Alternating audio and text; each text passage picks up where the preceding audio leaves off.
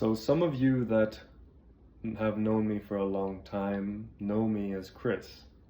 And the reason I've changed my name to Elar, or rather L and R standing for lingam rocky, is because I've wanted to add some spice into my life. I've taken the spiritual journey very seriously for a long time, and I wanted to go beyond that seriousness because I've noticed that that seriousness can be quite a big blockage, quite a wall in the spiritual journey, in this journey of self-discovery.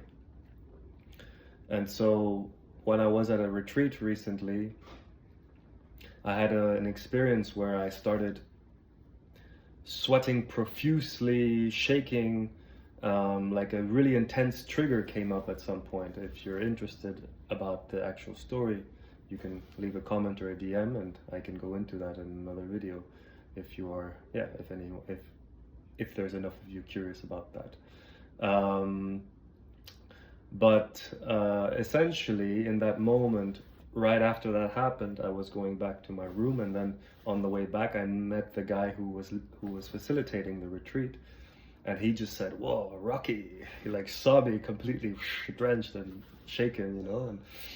And the thing is, this experience when I had this was, I've had something like this before, but like this intensity of a trigger, to experience it this way and then be able to witness it.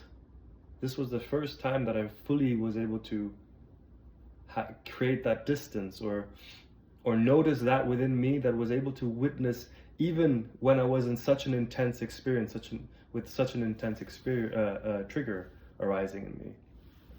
And so there, in that moment, he said, "Wow, Rocky."